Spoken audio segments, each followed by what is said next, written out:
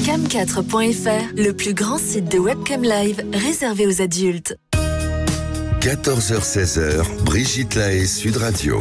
Bonjour à tous, nous sommes ensemble durant 2 heures sur Sud Radio. Plus de 50% des femmes n'aiment pas leur corps. Or, j'ai du mal à croire que plus de la moitié des femmes soient mal fichues.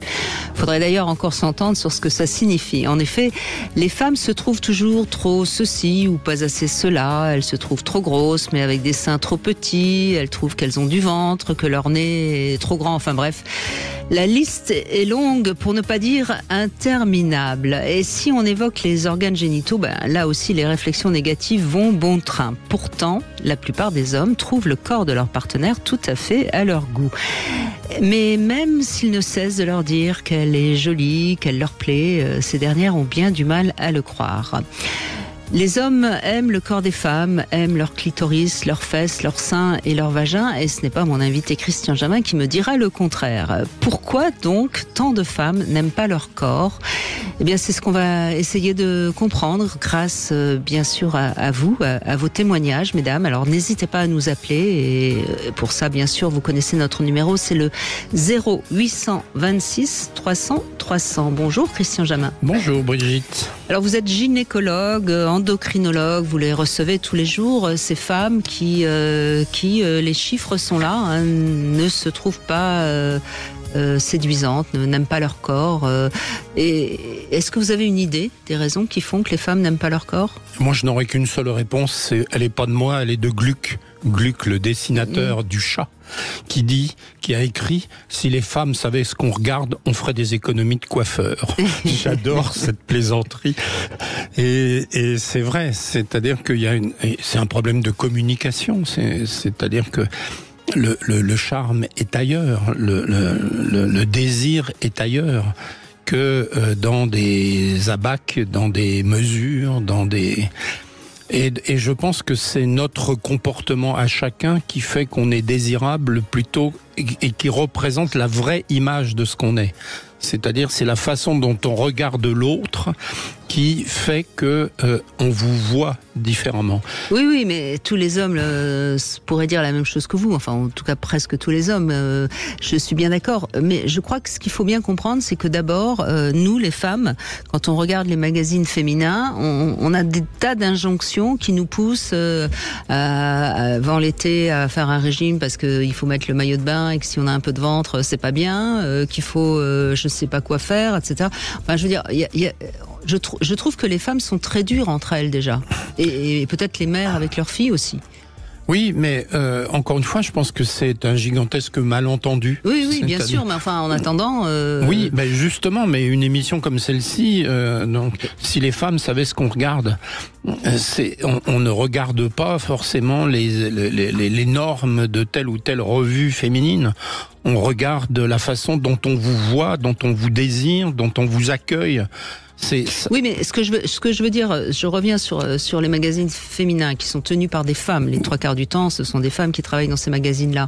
Il y a peut-être à un moment donné une prise de conscience féminine pour se dire, attendez, arrêtez de croire ce que vous disent d'autres femmes, quoi. Comme si il y avait la fameuse sororité va pas tellement dans le bon sens, quoi. Oui, mais encore une fois, c'est effroyablement difficile de lutter contre l'image, de lutter contre les réseaux sociaux, de lutter contre les médias.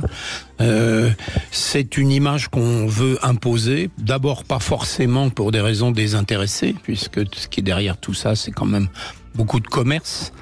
Et donc, c'est notre rôle à essayer de remettre les pendules à l'heure et de dire si vous saviez ce qu'on regarde, qu'est-ce que regarde un homme ? C'est la façon dont la femme le regarde.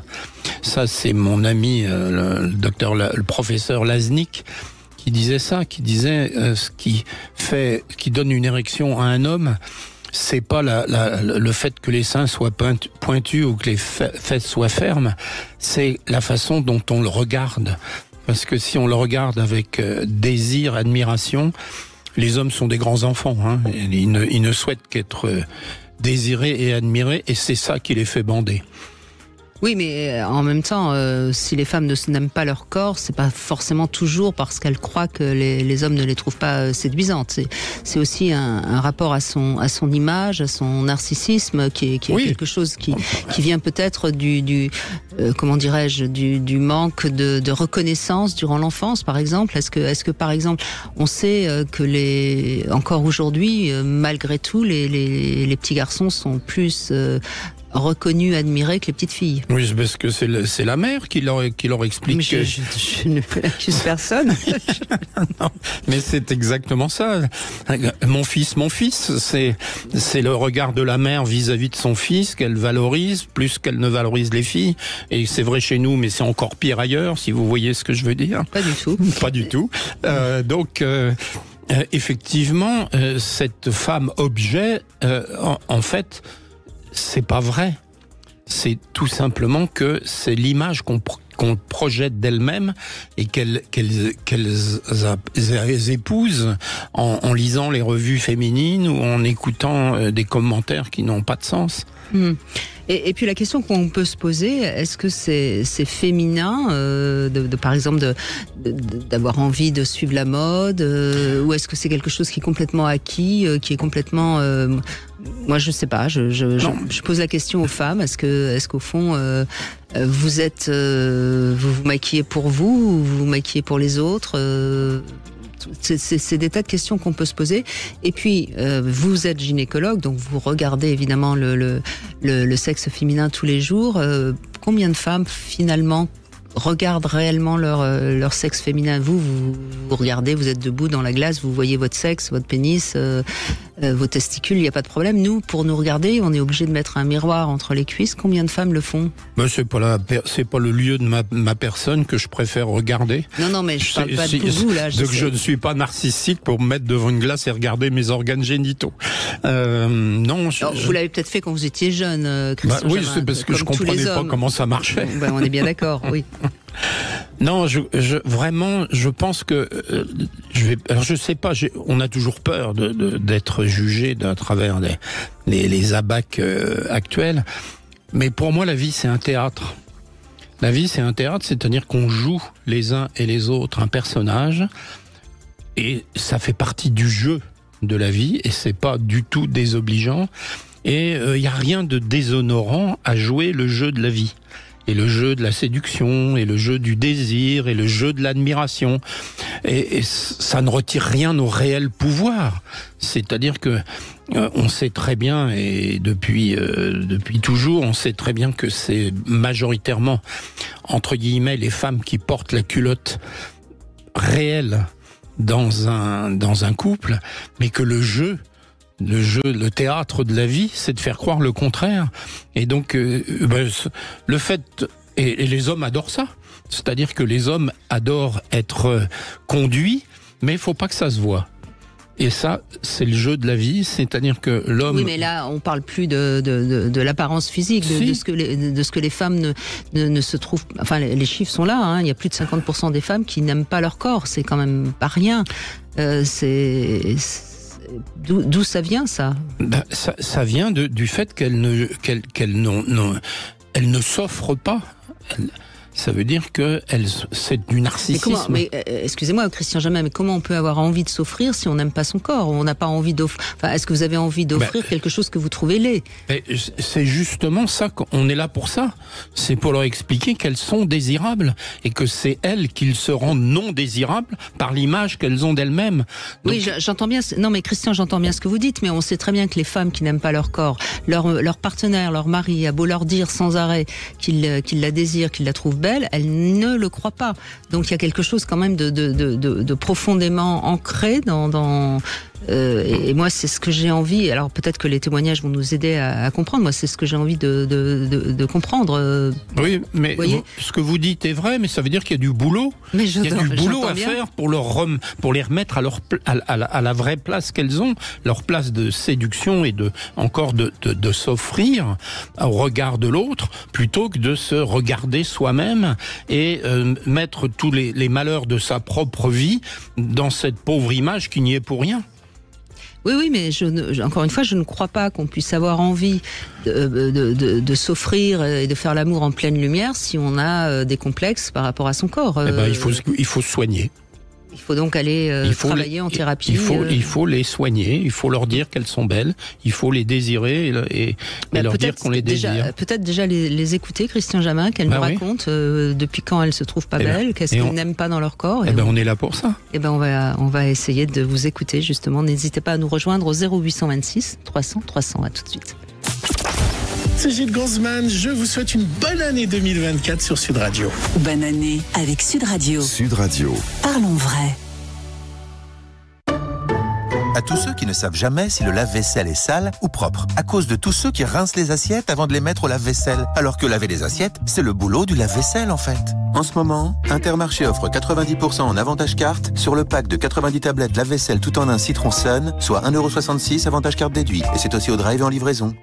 Intermarché, tous unis contre la vie chère. Jusqu'au 21 janvier, 16,68€ l'unité, prix payé, 1 kg 575, soit 10,59€ le kilo. Modalité sur intermarché.com. Produit dangereux, respectez les précautions d'emploi. Sud Radio à Chalon-sur-Saône en DAB+. Sud Radio. Cam 4. Des shows très très chauds en webcam. Découvre de nouveaux plaisirs sans tabou pour mater sans être vu et réaliser tes fantasmes les plus chauds. Inscris-toi gratuitement sur cam4.fr. Cam 4. Tu cliques, tu mates, Cam4.fr, le plus grand site de webcam live réservé aux adultes. À tout instant, écoutez Sud Radio en voiture, au travail, depuis votre smartphone. Installez l'application Sud Radio depuis le Google Play ou l'App Store. Volkswagen. 14h-16h, Brigitte Lahaie, Sud Radio. En compagnie de Christian Jamin, qui les connaît bien les femmes, puisque vous êtes gynécologue, on évoque le corps des femmes et cette difficulté justement à aimer son corps, à aimer son sexe aussi. On va commencer avec vous, Esther. Bonjour. Bonjour Brigitte, bonjour Christian Jamin. Bonjour. Je suis vraiment ravie du thème de l'émission. Et encore plus d'y participer, parce que c'est vraiment un problème en France. Enfin en France. Partout. En tout cas chez nous les femmes, ouais. Ouais, je crois que c'est partout. Voilà. Enfin, je sais pas. Peut-être pas partout. C'est peut-être une culture assez, j'allais dire. Romaine au sens où c'est plutôt, je pense, dans la France et le sud de l'Europe. Peut-être que dans le nord, les Suédoises, les Finlandaises, tout ça, ont moins de problèmes avec leur corps. En tout cas, moi j'ai remarqué que les femmes ne se comportent pas de la même façon en fonction de leur culture. Pour moi, il y a les Françaises, les Italiennes et les Brésiliennes. Et elles se ressemblent pas du tout. Elles n'ont pas la même approche. Ah bah alors du coup, moi j'ai parlé de la Sicile. Alors je connais pas les Siciliennes. Vous êtes sicilienne d'origine Oui. Et donc du coup, moi j'ai été élevée vraiment, c'était très tabou, très, on parle pas de sexe. Et le corps de la femme, on en parle encore moins. Hein. Donc voilà. Et puis en plus, moi j'ai été élevée par une maman qui nous lavait pas. C'était très très difficile. Donc avec de la crasse, petite. Jusqu'au jour où j'ai eu un trauma, j'étais dans un cours de danse où tout le monde s'était écarté de moi parce que j'étais sale. Parce que vous sentiez mauvais. Et que je sentais mauvais, évidemment. Oui. Donc ce rejet du corps, forcément, ne doit pas aider à aimer son corps. Et en plus, si on nous rejette parce qu'on se sent mauvais, ça doit quand même laisser un traumatisme aigu. Oui. Donc j'ai calqué ma vie par rapport à ça. Hein. Bon, ça va mieux maintenant, mais c'était un truc de malade. Hein. Alors la nature en plus m'a offert un beau cadeau et j'en ai même pas profité. Aujourd'hui, je veux dire que vous êtes très belle. Je dirais pas très belle, non. Non, mais enfin en tout cas vous avez un joli corps, d'après ce que vous dites, puisque la nature vous a gâté. Oui, et j'en ai jamais profité en fait. J'ai jamais eu conscience que j'avais un joli corps. Pour moi, j'étais toujours sale. Jusqu'à un point où je sentais une drôle d'odeur et je vais voir un gynécologue en disant c'est bizarre cette odeur. Donc il me donne des cachets en me disant oui, bon, c'est toutes les femmes, oui, vous sentez la sardine, c'est ça. Ah bah c'est malin. Ouais, bah oui. Et ben du coup, rassurez-moi, Christian. Alors là, je vais faire un peu de médecine. Là, laissez-moi 3 minutes pour que j'explique. Allez-y. Dans le vagin, il y a des germes normaux qui sont diverses, et il y a un germe dominant qui s'appelle le lactobacille, qui met de l'acidité et qui fait qu'il n'y a que lui, en principe, ou pas que lui, mais majoritairement lui. Et parfois, on a un déséquilibre de cette flore. Et il y a un germe qui domine, qui s'appelle le Gardnerella, qui est un germe normal, qui n'est pas une maladie, mais qui sent mauvais, et qui sent le poisson, pour être tout à fait clair. Et donc, dans toutes les blagues, les grosses blagues médicales ou des mecs en général, il y a l'image de la femme qui a une odeur particulière. Et en fait, ça vient de ce germe, et qui est très difficile d'éradiquer. Parce que c'est un petit peu, on a chacun ce qu'on appelle notre biotope, notre équilibre bactérien dans le nez, dans les oreilles et dans le vagin. Et donc il y a des femmes qui ont un équilibre particulier dans le vagin et qui donnent des odeurs désagréables. Ça se soigne, mais c'est pas facile. Voilà, donc maintenant vous savez tout. Oui, mais vous voyez, c'est intéressant, Esther, parce que vous commencez à parler déjà des odeurs. Ouais. Combien de femmes n'aiment pas leur odeur vaginale? Enfin, je veux dire, oui. C'est quelque chose qui est de là à aller se récurer, si je puis dire. Non, sûrement pas. Ben non, je sais bien. Parce que plus on se lave, pire c'est.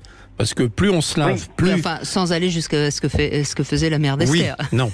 Mais si on se lave l'intérieur, en particulier, chacun sait qu'il ne faut jamais laver l'intérieur parce qu'on déséquilibre la flore. Et quand on déséquilibre la flore, on laisse la place à ce germe qui est un anaérobie qui s'appelle Gardnerella. Et donc, ça donne des odeurs. Donc, il faut jamais se laver l'intérieur. Alors que quand j'étais petit... j'entendais ma grand-mère dire que il fallait, pas pour moi puisque j'étais un garçon, mais qu'il fallait laver l'intérieur parce que c'était pas propre. C'est comme si on disait qu'il fallait faire des gargarismes avec du savon pour se laver la gorge ou le rectum. Donc c'est aussi absurde que ça.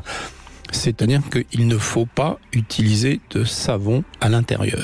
Mais alors, vous voyez, c'est intéressant ce que vous dites, Christian Jamin, parce que votre grand-mère, bon, c'est une autre époque, certes, mais enfin, c'est pas si vieux que ça. Ce qui montre bien... Merci. Ce qui montre bien que, et là on entend Esther dont sa mère voulait cacher les corps des femmes, etc. Ça montre bien qu'on pâtit encore d'une méconnaissance du féminin. Enfin, je veux dire, d'une sorte de rejet de tout ce qui est la féminité. Je pense qu'il y a quelque chose de cet ordre-là et beaucoup de femmes ont dû en souffrir. Oui, bien sûr, mais bon. En France, ça va mieux, si je puis dire. Les femmes qui se récurent l'intérieur, c'est devenu très rare. Mais ça reste très fréquent dans de nombreux pays. Oui, pour finir, quand j'ai enfin accepté que j'avais une certaine odeur, mais j'en ai plus. C'est-à-dire vous avez arrêté de vous laver l'intérieur, Non, même pas. Non, en fait, j'ai accepté au moment où j'ai accepté mon corps et où j'ai dit, si j'ai des odeurs, c'est pas grave. Ça fait que moi qui les sens. Et je n'ai plus eu d'odeur désagréable. Oui, enfin, en tout cas, vous les avez peut-être... votre odeur vous est peut-être apparue comme étant une odeur normale. Parce que je veux dire, tout est quand même très relatif. Ah non. Et quand on a un déséquilibre important de la flore, ça sent mauvais. Et les femmes le sentent elles-mêmes.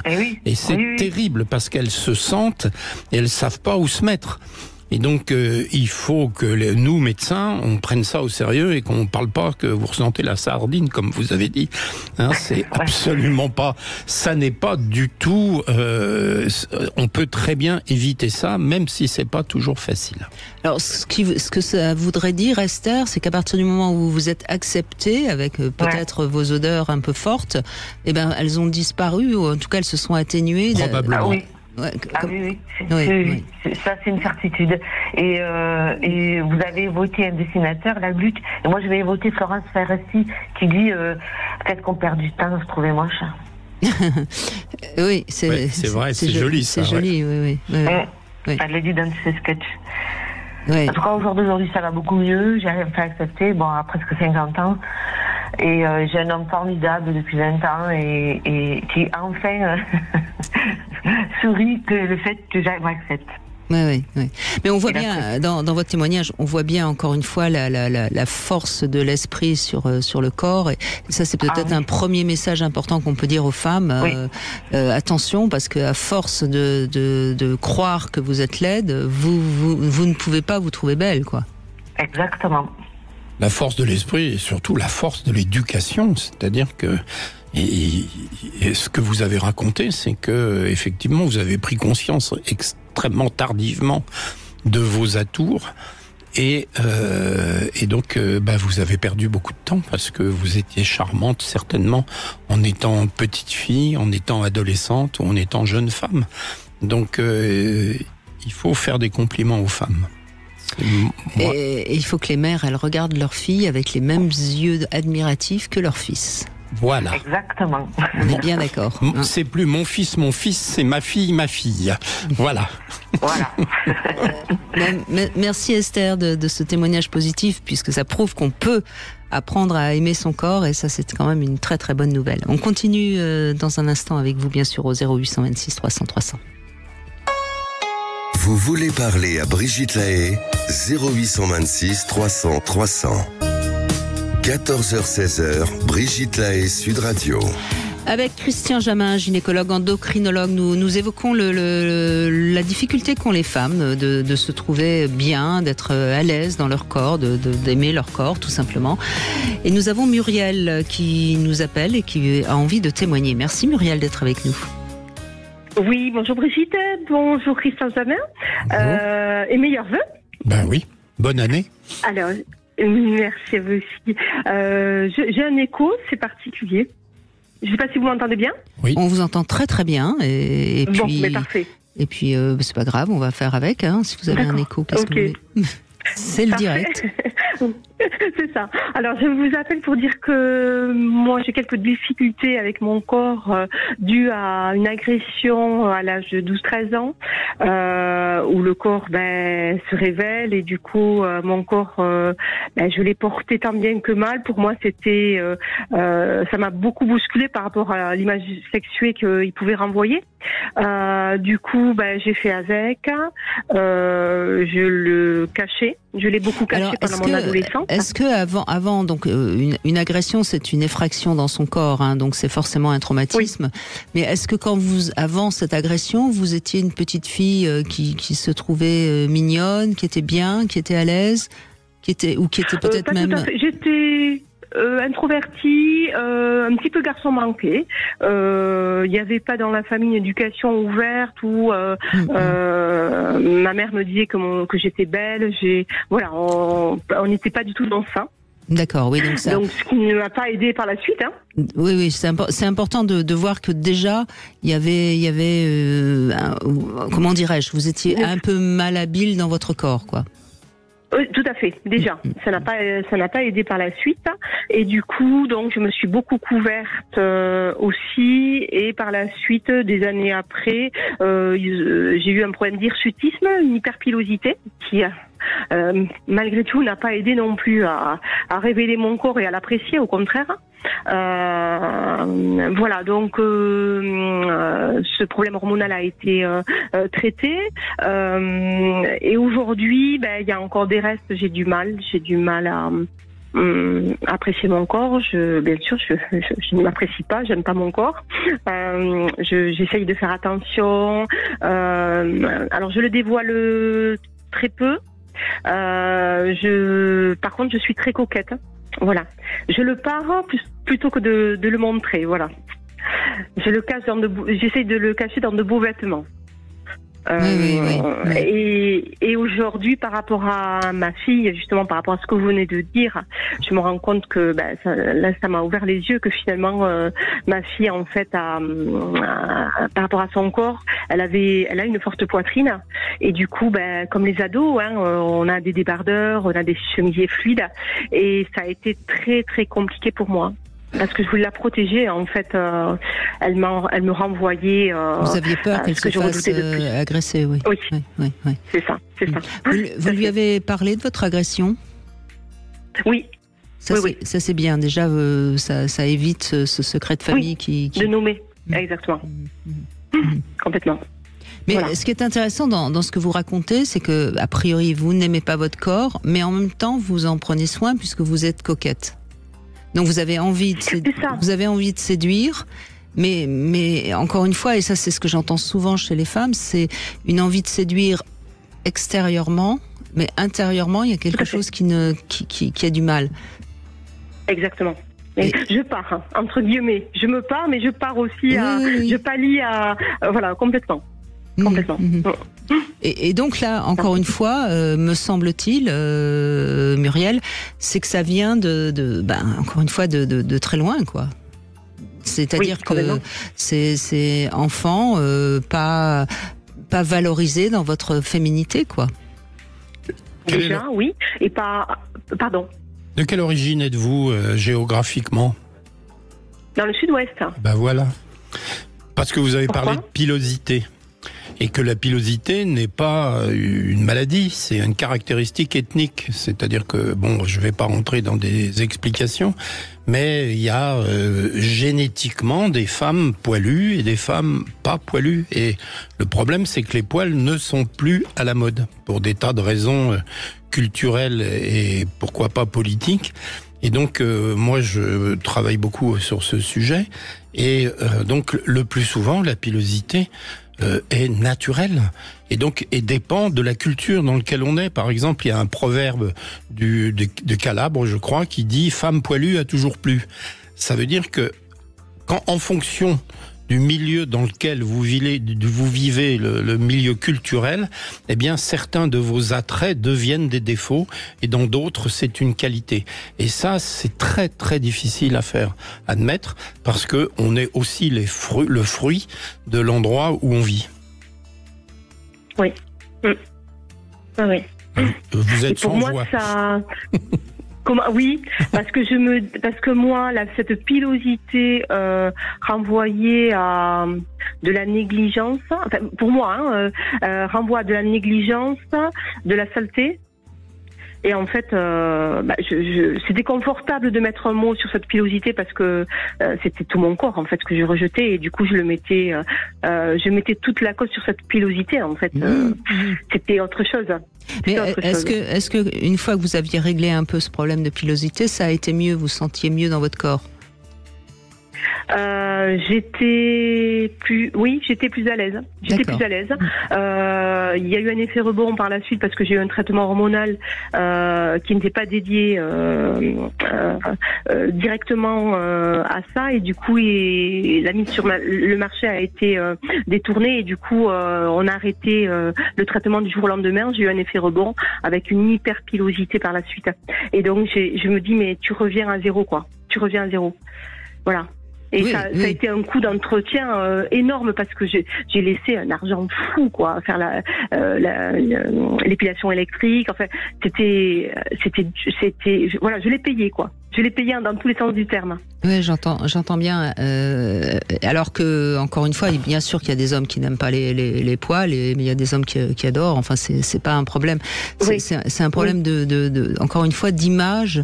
Et c'est ça que l'on peut renvoyer. Oui, et c'est ça vraiment que j'ai envie de faire passer comme message aujourd'hui, c'est que il faut s'aimer de l'intérieur et pas de l'extérieur, quoi. Et c'est parce qu'on va s'aimer de l'intérieur qu'on va plaire, hein, tout simplement. Sinon, on est obligé d'utiliser des tas d'artifices, comme vous l'avez dit. Vous êtes coquette, mais est-ce qu'au fond, c'est ça qui va plaire à un homme, une femme coquette? Je suis pas sûre, moi.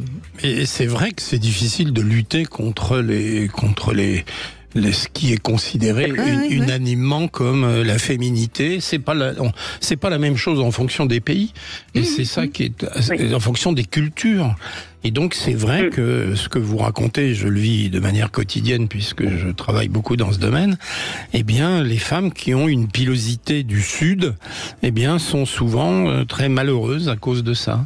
Et par ailleurs, les Brésiliennes ont se font toutes opérer des seins. Et donc, enfin, tout ça est quand même fou.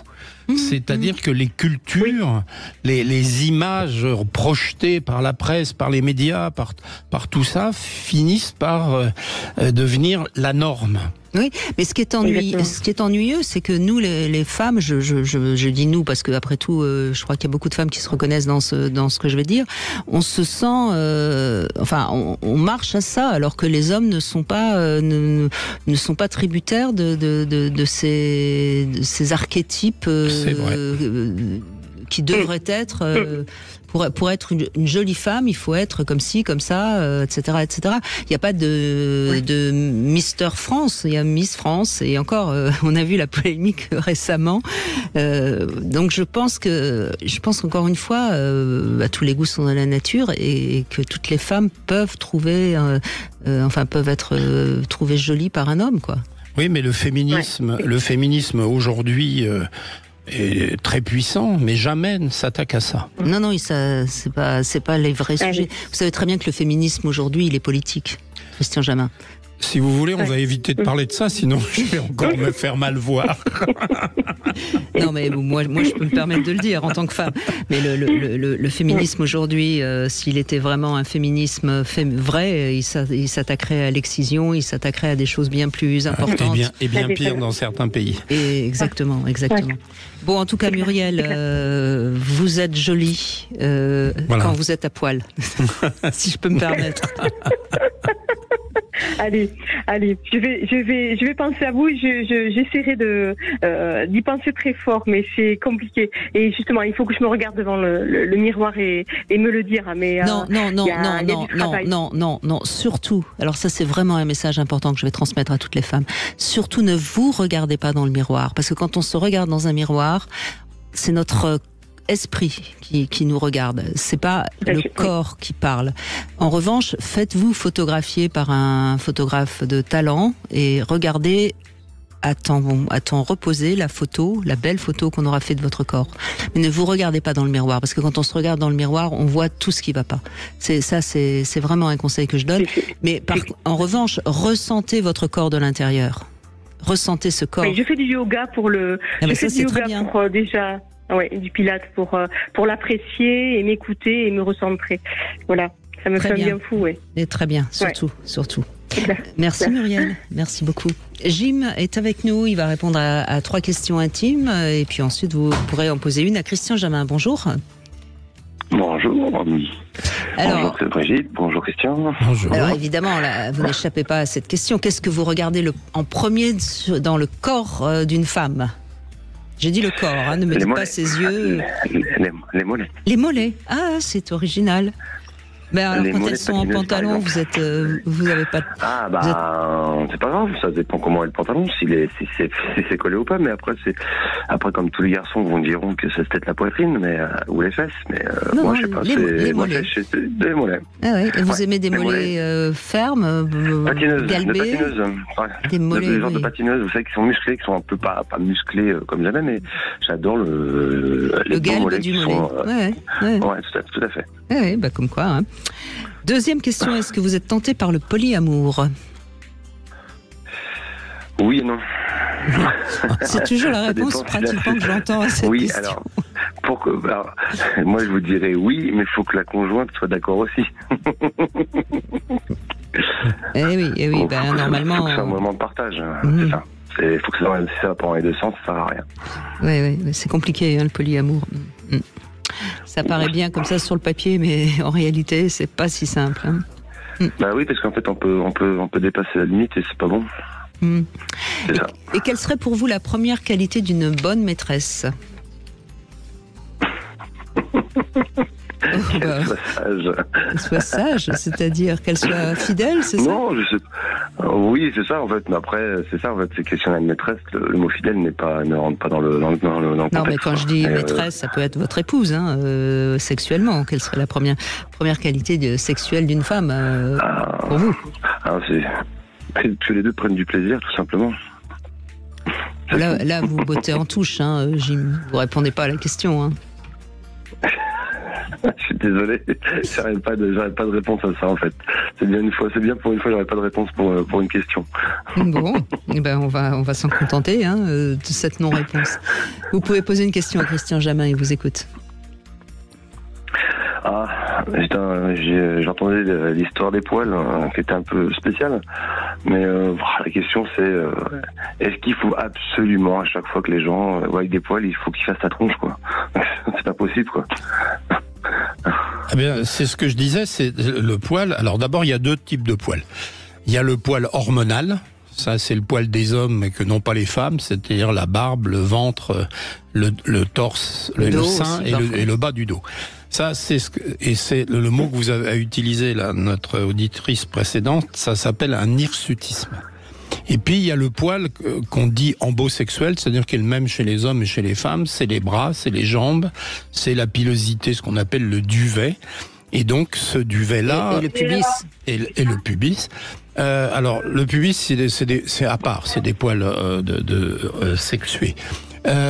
Donc et ça s'appelle l'hypertrichose. Donc déjà c'est pas le même mot. Et ça a énormément d'importance parce que il n'y a jamais d'anomalie hormonale dans l'hypertrichose et il peut y en avoir dans l'hirsutisme. Donc oui, je pense qu'une femme qui a des poils qu'elle ne devrait pas avoir dans des zones où elle ne doit pas les avoir, ça mérite un bilan hormonal. Sinon, une femme qui a des poils diffus, même, j'allais dire, un peu plus importants, eh bien, ça n'est jamais une maladie. Et donc, il faut les accepter et s'accepter avec ça, même si c'est pas toujours facile en fonction du milieu dans lequel on vit, du pays dans lequel on vit. Voilà. Bien, c'est la réponse de Christian Jamin, Jim. Merci d'avoir joué avec nous à ces questions intimes. Merci beaucoup. Merci beaucoup, passez une bonne journée. Merci, au revoir. On continue dans un instant avec vous. N'hésitez pas en tout cas à témoigner. En tant qu'homme, vous avez évidemment aussi la parole quand vous voulez, si vous avez envie de témoigner sur ces femmes qui n'aiment pas leur corps au 0826 300 300. À tout de suite. 14h-16h, Brigitte Lahaie, Sud Radio. Cam4.fr, le plus grand site de webcam live réservé aux adultes. 14h-16h, Brigitte Lahaie, Sud Radio. Avec Christian Jamin, gynécologue, endocrinologue, on évoque le corps des femmes, les femmes qui n'aiment pas leur corps. On reviendra peut-être tout à l'heure dans la deuxième heure sur ces fameux complexes. Ce serait important aussi d'expliquer pourquoi on a des complexes. Mais pour l'instant, on va écouter Émilie. Bonjour Émilie. Bonjour Brigitte et bonjour Christian. Bonjour. Alors pendant longtemps, j'ai détesté être une femme et avoir un corps de femme parce que j'associais ça à beaucoup de contraintes, comme par exemple les règles, le fait d'avoir un vagin, parce que je fais du vaginisme, le risque de tomber enceinte. Et ça c'est encore autre chose. Hein. C'est pas encore tout à fait la même chose de ne pas aimer son corps ou de ne pas aimer son identité sexuelle. Hein. C'est certainement encore plus profond.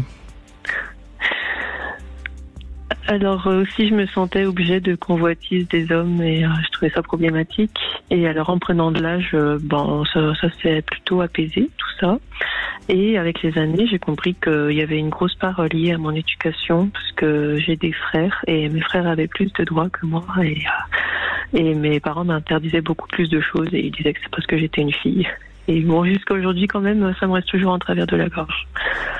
Et qu'est-ce que vous appelez ils avaient plus de droits que vous ? C'est-à-dire ils avaient le droit de sortir jusqu'à tard et moi non, je me faisais engueuler si je sortais jusqu'à tard. Ils avaient le droit de prendre la voiture des parents pour partir loin et moi non. Ah oui. Ce genre de choses. C'est-à-dire vous aviez le sentiment vous d'être brimé, d'être gardé sous cloche, si je puis dire. Oui, brimé c'est le mot, oui. Et ça c'est terrible parce que c'est finalement peut-être pas vous laisser sortir, c'était pour vous protéger sans doute de ce qui pourrait vous arriver. Sauf que c'est pas ressenti comme ça quand on est une jeune fille. Non, en effet. Et aussi je me souviens d'une fois où je voulais aller à la piscine avec mes copines et mes parents voulaient pas parce que j'étais une fille. Et voilà. Ouais, ça remonte à la nuit des temps. C'est-à-dire que la femme a depuis toujours deux fragilités, si je puis dire. Le mot fragilité est un mauvais mot. D'abord, c'est que c'est elle qui porte les enfants. Et donc, par définition et depuis toujours, on a les parents ont craint pour leurs jeunes filles, et alors que pour les mecs, c'était plutôt valorisant d'avoir des petites amies. Donc ça, c'est la première chose, et on aurait pu penser que l'apparition de la pilule aurait changé les choses.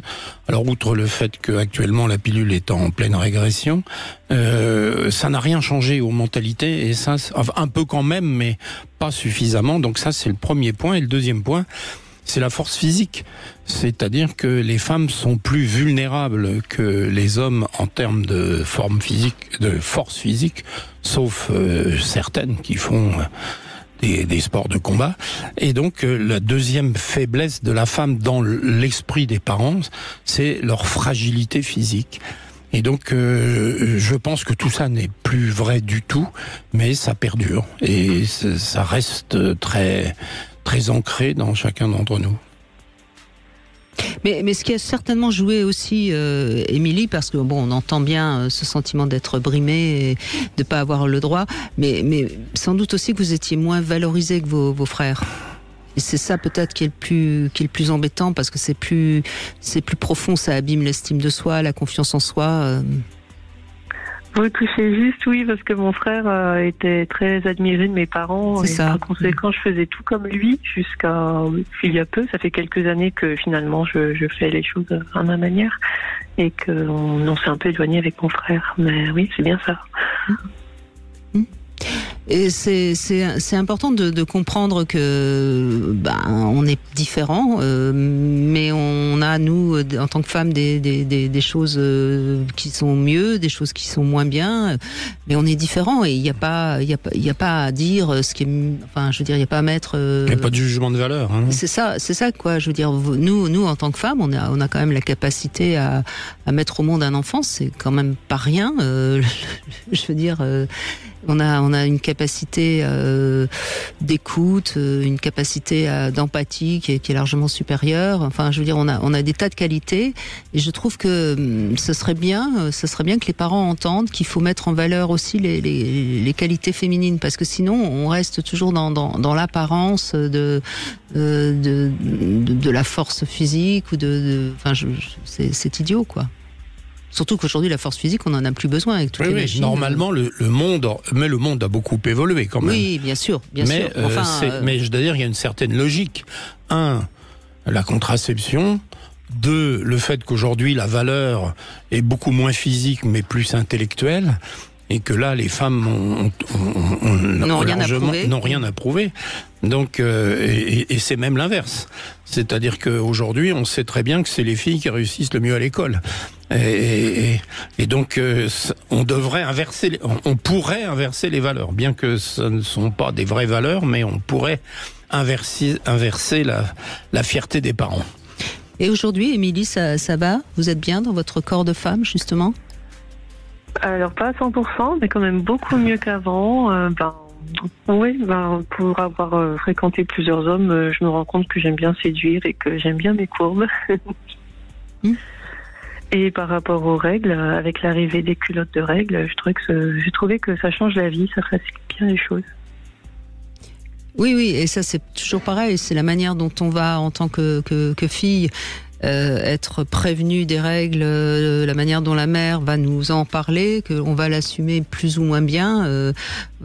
Pour certaines femmes, si elles n'ont pas été en plus prévenues, ça peut être un traumatisme, les premières règles. C'est vrai que mes premières règles sont arrivées à 10 ans et demi et que j'ignorais complètement ce que c'était. Oui, et donc forcément, c'est déjà un événement qui est difficile, quoi. Si tout d'un coup on voit du sang entre ses cuisses, on ne sait pas ce que c'est traumatique. Hein.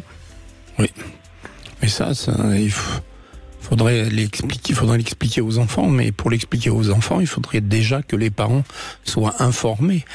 Et donc l'éducation, non pas sexuelle, mais l'éducation physiologique dans les écoles, ça fait grandement défaut. Oui, parce que ça serait facile quand même d'expliquer aux toutes petites filles. Moi, j'aime beaucoup expliquer à mes patientes pourquoi elles ont des règles, à quoi ça sert, est-ce que c'est mauvais d'en avoir ou de ne pas en avoir, et il faut arrêter par pitié de penser que les règles, ça sert à éliminer des mauvaises choses. Non, mais on entend ça, ne riez pas, on entend ça tous les jours. C'est-à-dire que j'ai plus mes règles, donc je n'élimine plus les toxines, les je ne sais quoi. Les règles, ça n'a rien à voir avec une purification. Contrairement à ce qu'on a entendu dans beaucoup de religions. Oui. Écoutez, Émilie, vous êtes sur la bonne voie. Continuez à vous aimer de l'intérieur, comme je le disais encore tout à l'heure. D'accord ? Oui, très bien. Merci beaucoup. Mais merci à vous, Émilie. On va continuer durant cette deuxième heure à évoquer le corps des femmes, et n'hésitez pas, en tout cas, à témoigner au 0826 300 300. C'est important parce que c'est grâce à vos témoignages qu'on avance ensemble. On a bien vu que c'est une véritable réalité. C'est pas quand on dit que 50% des femmes n'aiment pas leur corps, je crois qu'on est largement, c'est malheureusement le cas. Il y a au moins 50% des femmes qui n'aiment pas leur corps. Alors ça s'arrange quand même avec l'âge. C'est ce qu'on entend depuis 14 heures. On va voir dans cette deuxième heure si ça continue dans cet ordre d'idées. Vous pouvez nous appeler au 0826 300 300. Je rappelle que les hommes sont les bienvenus également. Et puis la petite devinette du jour. Voilà, écoutez, vous pouvez peut-être trouver la réponse, Christian Jamin, c'est possible. Comment appelle-t-on des femmes qui refusent la fellation ? Si vous avez une petite idée, vous avez en tout cas le temps des infos pour essayer de trouver la réponse. Et peut-être qu'on parlera aussi dans un instant après les infos des complexes. D'où viennent nos complexes ? À quoi servent nos complexes ? On en parle dans un instant. C'est Céline Alonso, je vous souhaite une très bonne année 2024 avec Sud Radio. Bonne année avec Sud Radio. Sud Radio. Parlons vrai. Sud Radio, il est 15h. Parlons vrai. Les infos, nous retrouvons Elsa Ruot. Bonjour, l'un arrive, l'autre part. Gabriel Attal et Elisabeth Borne réunis à Matignon en ce moment même pour la passation de pouvoir. Le désormais ex-ministre de l'Éducation nationale devient chef du gouvernement. Il est le premier ministre le plus jeune de la Ve République. À 34 ans, il détrône Laurent Fabius, nommé lui à 38 ans en 84. C'est aussi le premier ministre à se déclarer ouvertement homosexuel. Il est pacsé avec Stéphane Séjourné, un député européen. Fidèle du président de la République depuis le début, Gabriel Attal a été porte-parole du gouvernement, secrétaire d'État à la jeunesse ou encore ministre du budget. Et après cette passation de pouvoir, Gabriel Attal doit se rendre dans le Pas-de-Calais pour un premier déplacement consacré aux inondations. Le département toujours menacé par les crues, tout comme celui du Nord. Le président de la région, Xavier Bertrand, l'appelle à prendre des décisions fortes et rapides dont les sinistrés ont besoin. D'autant qu'à la montée des eaux s'ajoute le froid. Toute la moitié nord devrait rester cet après-midi sous des températures négatives. 10 départements sont en alerte à la neige et au verglas, de la Manche à l'Essonne et sur le nord des Alpes où les chutes de neige doivent s'intensifier d'ici ce soir. Dans le reste de l'actualité, l'affaire Théo devant la justice. Le procès des 3 policiers mis en cause dans cette violente interpellation en février 2017 à Aulnay-sous-Bois s'est ouvert ce matin devant la cour d'assises de Seine-Saint-Denis. À la barre, l'un des accusés a évoqué tout à l'heure une interpellation très difficile avec un individu qui se rebellait. La victime, Théo, 28 ans aujourd'hui, conserve de lourdes séquelles. Les policiers qui comparaissent libres sont jugés pour violence volontaire jusqu'au 19 janvier. L'année 2023 a été la plus chaude jamais enregistrée dans l'histoire. On a mesuré l'an dernier 14,98 degrés de température moyenne à l'échelle mondiale selon le service européen Copernicus, soit une hausse de près d'1,5 degré par rapport au climat de l'ère pré-industrielle. Et puis le Dakar et la victoire de Sébastien Loeb sur la 4e étape aujourd'hui. Première victoire sur cette édition pour le nonuple champion du monde des rallyes. La 24e en 4 participations, mais l'Alsacien reste loin au classement général, toujours dominé par le Saoudien Yazid Al-Raji. Voilà pour l'essentiel. Bon après-midi. 14h-16h, Brigitte Lahaie, Sud Radio. Nous sommes aujourd'hui avec Christian Jamin, gynécologue, endocrinologue, qui constate également beaucoup de femmes qui ont des complexes, qui n'aiment pas leur corps. On va continuer dans un instant avec Nathalie qui nous a rejoint. On verra aussi pourquoi on a des complexes. Et puis tout de suite, j'aimerais la réponse à ma devinette.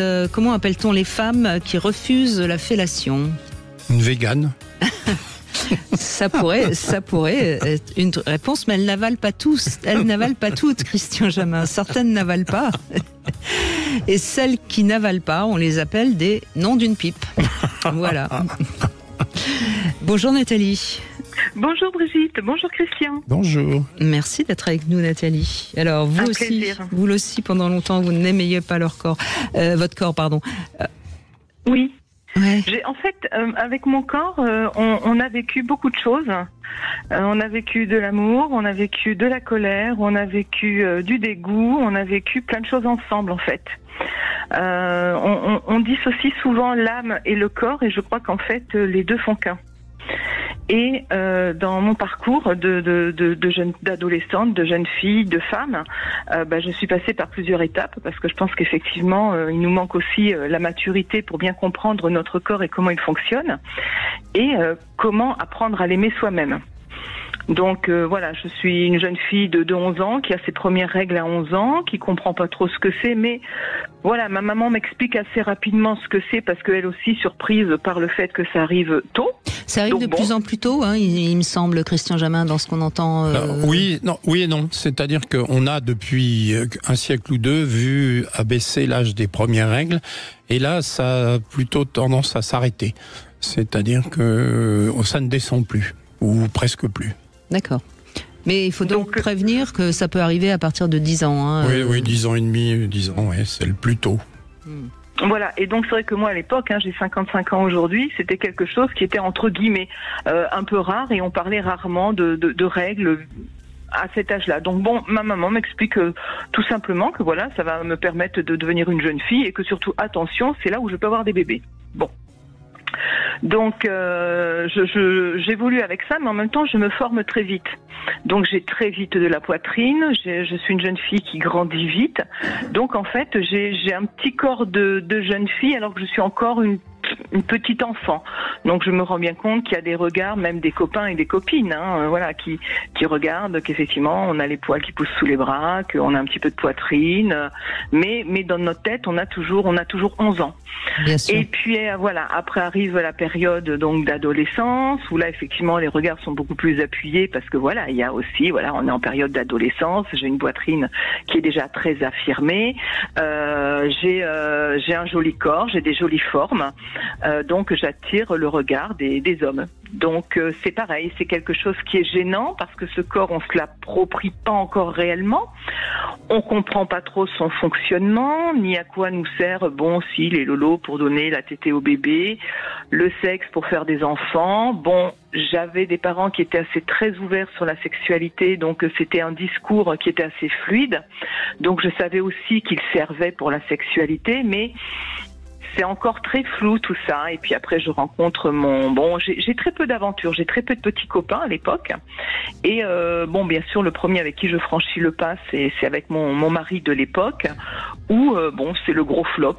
Bon, je me dis si c'est ça l'amour, mon Dieu, ça va être très ennuyeux par rapport à ce que j'imaginais, ce que je voyais à la télé, dans les bouquins que je pouvais regarder de mon père qui avait des collections de livres érotiques. Et puis j'avais un mari qui était très coincé sur le sujet. Dans sa famille, c'était pareil, on n'en parlait pas, donc c'était assez tabou.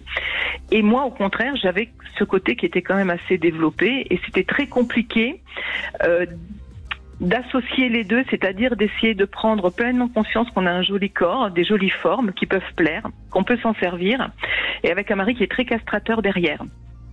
Donc ça a été quelque chose de très difficile.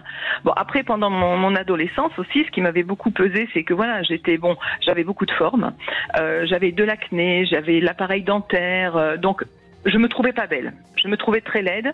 Je trouvais que toutes mes copines étaient très jolies. Je me cachais toujours sur des vêtements informes parce que ces formes me dérangeaient en fait. J'avais l'impression que mon corps grandissait plus vite que ma mentalité. Et ce que je voyais, les regards que je pouvais attirer, les réactions de certains hommes, c'était quelque chose qui me mettait très mal à l'aise. Donc c'est vrai que le corps, la sexualité, donc tout ça, c'était en même temps, donc c'était pas évident. Mais c'est bien ce que vous dites, Nathalie, parce que c'est exactement le problème qu'on peut avoir au moment de la puberté, de l'adolescence, c'est-à-dire que on n'est pas encore apte à accepter ce corps qui se transforme énormément et qui donc nous complexe. Et beaucoup de complexes en fait sont dus à quelque chose qu'on n'est pas encore prêt à assumer parce qu'il y a une différence entre le corps et l'esprit en quelque sorte. C'est-à-dire qu'on est encore, vous le dites très justement, on est encore une petite fille et puis tout d'un coup on a un corps de femme quoi. Ça va trop vite. Et il y a le regard des autres, et puis il y a ce qu'on voit à la télé, ce qu'on voit dans les films, ce qu'on entend, donc tout ça se mélange, donc c'est pas toujours évident. Et puis bon, après je fais ma vie de femme, ma vie de maman. Bon ben voilà, mon corps il me sert aussi à faire des enfants. Mon corps il se transforme parce que voilà, il devient gros, il y a des vergetures. Après l'accouchement, mon mari me dit tu vas tout perdre. Il se rend pas compte qu'effectivement il faut travailler nous aussi avec ce corps qui nous chamboule. On a les hormones qui arrivent, on a la naissance, on a le corps qu'on veut essayer de retrouver. Donc je retrouve une ligne assez rapidement parce que je fais une dépression. Donc effectivement, je me retrouve avec un corps très maigre. À l'époque, voilà, je faisais 1m70, je devais faire, quand je suis arrivée au plus bas, peut-être une 50aine de kilos. Et là, j'ai un déclic. Je me dis non, mais tu peux pas continuer à rester comme ça, c'est pas possible. Donc du coup, ça m'aide à surpasser cette dépression que j'avais. Parce que tout ça, en fait, c'est pareil, je me l'approprie toute seule, je travaille toute seule dessus, car c'est difficile de parler à ses parents, de dire, voilà, je fais une dépression, je maigris, ou alors, voilà, j'ai de la poitrine, qu'est-ce que je dois faire de ces tétons qui pointillent, comment je dois me servir de mon corps dans la sexualité. Tout ça, on n'en parle pas à nos parents. C'est quelque chose qui est aussi très personnel à chacun, donc c'est pas simple. Donc, du coup, je me rends compte qu'effectivement, je perds beaucoup de poids, donc je me dis, non, hop, je me ressaisis, je reprends, voilà, des jolies formes, tout comme il faut, j'arrive un petit peu à me stabiliser, et du coup, ce corps, je m'en sers juste pour le montrer, en fait, quelque part, parce que je ne sais pas l'utiliser. Je ne sais pas l'utiliser, donc je le montre, effectivement, j'ai des jolies formes, je mets des jolis vêtements, on me dit que je suis jolie, mais en même temps, ça me résonne pas, ça résonne pas avec mon esprit. Parce qu'on attend de l'extérieur quelque chose qui doit venir de l'intérieur. Exactement, c'est tout à fait ça. Et après, voilà, bon, les années passent, je rencontre un autre compagnon qui, lui, me dit que voilà, je suis jolie, que je suis belle, qu'il aime mes courbes, qu'il aime mes formes, alors que moi, je suis dans quelque chose où justement je n'aime pas, parce que ce qu'on nous montre à la télé, voilà, ce sont des jeunes filles, enfin, ce sont des femmes aussi, hein, parce que voilà, qui ont recours à la chirurgie ou pas, ou des fois il y en a, c'est naturel, qui gardent toujours une allure, voilà, de jeunes femmes, alors que bon, elles prennent de l'âge comme tout le monde, et on est aussi conditionné par ce qu'on nous montre aux écrans, dans les publicités, dans les bouquins, un petit peu partout. Donc, on ne se retrouve pas dans tout ce qu'on nous envoie. Donc, malgré tous les compliments qu'il me fait, je ne le crois pas, bien entendu, puisque je ne fais pas partie, effectivement, de ces femmes-là. Ensuite, on déménage, on déménage dans une autre région, on refait notre vie ailleurs, et là, j'ai des kilos émotionnels qui s'installent. Et là, je reprends du poids, mais alors j'arrive presque à 110 kilos, et là, je n'accepte pas ce corps, je suis en colère après lui, parce que voilà, je n'arrive pas. C'est étonnant aussi, Christian Jamin, comment les femmes, avec les kilos, font des yo-yo incroyables, parce que Nathalie, vous êtes descendue à 50 kilos, oui. Là, où nous parlez de 110 kilos, c'est quand même incroyable. Oui. C'est assez féminin, ça aussi. Oui, mais il faut savoir que l'énergie qu'on consomme dépend essentiellement de la masse musculaire. Et donc les hommes ont plus de muscles que les femmes du fait de leurs hormones, et donc ils perdent plus facilement, ou ils grossissent moins facilement que les femmes qui font plus attention pour des raisons diverses et variées. Et là, elles payent comptant. Et plutôt pas contente. Oui. parce que le fait d'avoir peu de muscles, le fait qu'on consomme peu, et qu'on consomme peu d'énergie, et si on consomme plus de calories, eh bien, si on mange la même chose que vous, forcément, on va grossir. Donc on grossit. Et donc, je dirais que les femmes font plus de yo-yo parce qu'elles n'ont pas le gardien que représente le muscle, sauf maintenant. il faut quand même le dire, ça a été un grand progrès, c'est que les femmes maintenant font de l'exercice physique, font du sport et donc dans ce domaine, on sont moins sujettes aux fluctuations de l'humeur. Alors il y a aussi une chose où j'ai eu beaucoup de chance, c'est que j'avais des formes harmonieuses, comme me disait ma nutritionniste, ce qui fait que voilà, j'ai un physique qui est très homogène, donc j'ai la taille qui est serrée, je vais avoir la poitrine qui va être vous prenez au niveau des seins, au niveau des hanches, et donc voilà, c'est moins donc j'avais 10, cette chance-là qui pouvait renvoyer une photo très agréable. Mais j'ai pris un petit peu de temps, mais j'ai appris à aimer mon corps quand je suis rentrée dans le libertinage. Où là, effectivement... oui, mais pourquoi ? Parce que vous vivez à ce moment-là du plaisir de l'intérieur, vous vous ouvrez... Exactement. Votre corps s'ouvre aux autres et à partir de ce moment-là, vous ne vous regardez plus dans le miroir. Exactement. Alors des fois, je peux être en colère après mon corps quand je suis pas bien, hein, effectivement. C'est effectivement tout à fait ça. Il faut être soi-même bien pour que notre corps nous le rende bien. De toute façon, il est comme on le moule, il est comme on le fabrique. Donc effectivement, si on est bien de l'intérieur, il pourra que bien nous le rendre. Absolument. Oui, voilà, encore un témoignage qui va dans le sens de ce que je dis depuis le début. Exactement. S'aimer de l'intérieur et non pas par le miroir. Tout à fait, tout à fait. Et je pense évidemment à ce fameux conte de fées. Merci Nathalie, merci beaucoup. On va continuer dans un instant avec vous au 0826 300 300. À tout de suite. C'est Jacques Pessis. Bonne année, très bonne année. Une année meilleure que les précédentes. C'est tout le bien que je peux vous souhaiter. Bonne année avec Sud Radio. Sud Radio. Parlons vrai. 14h-16h, Brigitte Lahaie, Sud Radio. Christian Jamin est avec nous, gynécologue, endocrinologue. On écoute les femmes particulièrement aujourd'hui qui nous parlent de leur corps et de leur amour pour leur corps, n'est-ce pas Agathe ? Bonjour. Oui, bonjour Brigitte. Bonjour Christian. Bonjour Brigitte. Je suis tellement heureuse de vous entendre. Ah voilà, je vous aime, vous nous faites tellement de bien, c'est merveilleux. Voilà. Je suis contente. Donc je suis contente de vous avoir au téléphone, mais je vais vous dire que voilà, pendant l'adolescence, je n'aimais pas mon corps parce que j'avais une grosse poitrine. Et donc c'était difficile pour moi, un peu j'étais costaud, on me traitait de grosse, bon. Et puis après, à 25 ans, j'ai pu me faire opérer, une réduction mammaire, ça m'a fait du bien. Et vous aviez vraiment vous aviez quoi comme tour de poitrine Non, c'était du 90, mais c'était une forme. Parce que c'est pas, oui, 90, c'est pas énorme, ouais, mais en tout cas, vous étiez complexé. Très très complexé, voilà, très complexé. Et donc après ça, donc ça allait mieux. En plus, bon, je faisais très attention, j'étais sèche. D'ailleurs, j'étais un canon, à la trentaine, j'étais un canon, je la pétais d'ailleurs. J'étais tellement contente d'être comme il faut, voilà, bon. Et puis, voilà, mais j'en ai beaucoup souffert de cette grosse poitrine, d'être costaud.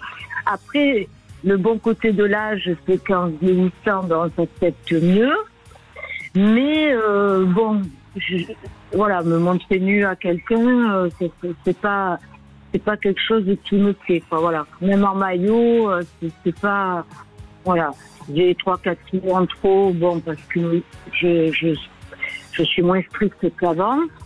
Mais, voilà, mon corps, ça va avec moi, mais, pas avec les autres. Pas trop. Parce que, on dit bien, les rondeurs, c'est bien, mais quand c'est du gras, vous voyez, quand il y a de la cellulite, c'est moins joli que des rondeurs pleines. Vous voyez ce que je veux dire?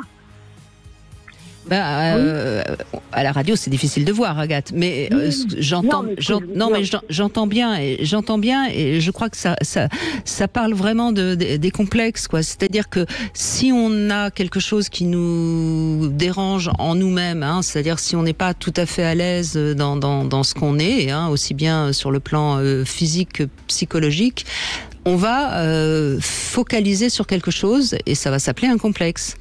Et on a le complexe d'avoir des vergetures, on a le complexe d'avoir des trop gros seins, on a le complexe d'avoir un peu de ventre, mais en fait, c'est le symptôme, le complexe. Ce qui est important, c'est de se rendre compte que derrière ce symptôme, il y a quelque chose sur lequel on peut travailler. Parce que de toute façon, si on enlève ces vergetures, on va en trouver un autre de complexe. Vous voyez ce que je veux dire, Agathe? Pas forcément, voilà. Non, mais j'ai bien entendu que ça vous avait fait du bien, cette opération esthétique. Et moi, je suis pas contre les opérations esthétiques. Je suis pas contre tout ce qu'on a inventé pour aider les femmes à mieux vieillir. Moi, j'ai pas de problème avec ça. Je dis juste que attention, ne pas se tromper sur ce qu'est un complexe. Vous êtes d'accord avec ça, Christian Jamin, ou pas? Oui, bien sûr, mais j'allais dire, il y a deux, entre guillemets, défauts. Il y a les défauts localisés, une grosse poitrine, effectivement, ça peut être très difficile, et puis ça peut donner mal au dos et amener à des gros problèmes. Donc il y a des choses sur lesquelles on doit faire, on doit influer la médecine, et puis il y a aussi le mode de vie. Et donc le mode de vie, c'est qu'il faut respecter son corps et ne pas être qu'un cerveau, c'est-à-dire être derrière un ordinateur toute la journée. Si on ne marche pas, si on monte pas d'escalier, si on fait pas d'efforts, eh bien, on prend des kilos et en général, on les met pas là où il faut. Donc, ce que je veux dire, c'est que un individu, c'est deux choses, c'est un cerveau et un corps. Et aujourd'hui, on a plus tendance à valoriser le cerveau et souvent à négliger le corps. Et le corps, eh bien, aujourd'hui, l'activité physique a été divisée par 100 en 2 siècles. 100. Donc, moi, j'ai une activité physique. Tous les jours, je marche dans la nature. Comme vous dites, Brigitte, souvent, c'est que la nature fait beaucoup de bien au moral, à notre vie. Ça, j'en suis convaincue, oui. Non, mais je pense que, tout simplement, il y a une chose qui est importante à dire. On épouse, on regarde quelqu'un, peut-être parce qu'il a ou elle a un physique qui nous plaît, mais on n'épouse pas quelqu'un pour son physique. Pas sûr. J'entends bien que vous n'êtes pas sûr, mais moi je peux vous l'affirmer. Je peux vous affirmer, et on ne reste pas avec quelqu'un pour son physique. Les garçons, il y en a comme ça. Non, mais que un homme ait envie de coucher avec une femme pour son physique, ça je suis bien d'accord, mais une nuit c'est une chose, une vie c'est autre chose. Oui, vous avez raison, mais malheureusement il y a des hommes qui considèrent les femmes comme des trophées. Et donc ils les sortent. D'accord, mais c'est pas pour ça qu'ils vont épouser une femme. Enfin, malheureusement il y en a qui vont jusque là, mais c'est une grande erreur. Mais c'est une minorité, mais de même qu'il y a des femmes qui vont épouser des hommes parce qu'ils sont très beaux ou très riches. Enfin, mais je veux dire par là que quelque part, ce qui va faire qu'on va être aimé vraiment longtemps par quelqu'un, c'est pas parce qu'on a un beau cul ou des beaux yeux. Enfin, je veux dire, à un moment donné, c'est un ensemble. C'est ça que je veux dire. Et c'est aussi nos qualités émotionnelles, psychologiques, qui font faire qu'on va être aimé. Et nos amis, c'est pareil. Nos amis, c'est pas nos amis parce qu'on a un joli minois. Vous êtes d'accord, Agathe? Vous n'avez pas des amis parce qu'elles sont belles ou parce qu'ils sont beaux? Mais nos amis ne nous désirent pas. Voilà, c'est pas pareil. Le désir. Ah, ben voilà, vous avez dit le grand mot. Vous avez dit le grand mot. Ça veut dire que nous, les femmes, on va se trouver bien dans notre corps si on est désirable. Mais donc, ça dépend des autres, ça dépend pas de nous. Ça dépend de nous. Il faut déjà qu'on se trouve désirable. Voilà. Et voilà, moi, quand à l'époque, je me trouvais super sexy, j'étais très très jolie, je me trouvais voilà. Mais on met la charrue avant les bœufs, Agathe. On va être bien dans son corps si notre corps est capable de nous donner du plaisir. Et s'il est capable de nous donner du plaisir, je peux vous assurer qu'on sera désirable. Ah oui, mais quel plaisir? Plaisir sexuel, il n'y a pas que ça. Mais j'ai pas dit qu'il y avait que ça. J'ai pas dit qu'il y avait que ça, mais je peux vous assurer que les personnes qui savent être en bonne relation avec leur sens et prendre du plaisir, en général, sont des personnes qui sont bien dans leur corps. Et combien de femmes picorent, combien de femmes sont incapables de prendre du temps à se mettre de la crème sur le corps pour prendre du plaisir et pas uniquement pour essayer d'avoir une peau qui soit plus je ne sais quoi. Non, je vous assure, Agathe, ça passe par l'intérieur. Je découvre certaines choses. Par exemple, je me fais plus plaisir en mangeant, alors qu'avant, je me frustrais énormément. Là, je me dis, j'ai 2-3 kilos en plus, c'est pas grave. J'apprécie ce que je mange. C'est varié déjà. Et puis c'est vrai que en passant de la crème sur le corps aussi, ça, je l'apprécie aussi, alors qu'avant je le faisais pas forcément. Eh ben, vous êtes sur la bonne voie, Agathe. Continuez comme ça. Allez, on fait une petite pause. On va se retrouver avec le Love Conseil. Je vais parler de la confiance sexuelle. On parlait de confiance tout à l'heure, Christian Jamin. On va parler de confiance sexuelle. 14h-16h, Brigitte Lahaie. Cam4.fr, le plus grand site de webcam live réservé aux adultes. Brigitte Lahaie, Sud Radio. Le Love Conseil. Alors Christian Jamin, j'ai pas choisi ce Love Conseil pour rien. La confiance sexuelle, en fait, c'est pratique et facile quand on l'a. C'est pas si simple quand on l'a pas. Et ça commence évidemment par être à l'aise avec et dans son corps. À partir de ce moment-là, déjà, on est plus dans la confiance. Et ensuite, il faut aller vers l'autre assez facilement. Il faut oser la rencontre sexuelle, le contact intime. Et il faut être dans une capacité à donner et à recevoir du plaisir. Et ça n'a absolument rien à voir avec la beauté, la confiance sexuelle. Et je crois que c'est important de le dire. Les deux piliers, surtout pour les femmes, c'est se sentir désirable et se sentir aimé. Et chez l'homme, il y a souvent cette idée de performance qui est présente et qui nuit donc à la confiance sexuelle. Donc il ne faut pas vouloir être sûr d'être aimé ou de se sentir désirable ou d'être sûr qu'on sera performant. Non, la confiance sexuelle, c'est juste cette capacité à oser prendre et donner du plaisir. Voilà, ce qui est déjà, c'est facile à dire, c'est pas si facile à être, en effet. Alors, il y a des éléments, évidemment, qui peuvent nuire, notamment l'excès de pudeur, les inhibitions par rapport à tout ce qui représente le sexe. Mais on sait bien que sans confiance sexuelle, c'est difficile de s'abandonner, de faire confiance, parce qu'il va y avoir une peur, souvent d'ailleurs une peur d'être jugé, critiqué. Et le meilleur travail, le meilleur remède, c'est un travail sur le corps, parce que le corps a une mémoire, il a une mémoire du positif et du négatif. Et ça, vous êtes d'accord, Christian Jamin, quand on pense que ça va mal se passer, le corps ne va pas s'ouvrir. Si on pense que ça va bien se passer, le corps va se libérer. Oui, il y a le souvenir. Les mauvais souvenirs sont terribles. Voilà, donc ça c'est vraiment important de savoir, mais on peut la faire bouger, cette mémoire, si déjà on en prend conscience et qu'on ose y aller, même si a priori on a peur que ça se passe mal. Alors il y a des exercices pour améliorer la confiance sexuelle, notamment le massage, même soi-même, on peut se masser pour prendre l'habitude de mieux ressentir son corps. Pas devant un miroir, je l'ai déjà dit tout à l'heure. Il faut aussi apprendre à s'habiller avec des vêtements qui correspondent à ce qu'on a envie d'être. Et je trouve que très souvent, quand on met des vêtements qui sont un peu des cache-murailles, c'est que quelque part on va pas aider à avoir une confiance dans son corps. Ce qui rend le corps désirable, je rappelle que c'est ce qu'on laisse deviner, c'est pas ce qu'on montre. Ça c'est important aussi à le dire.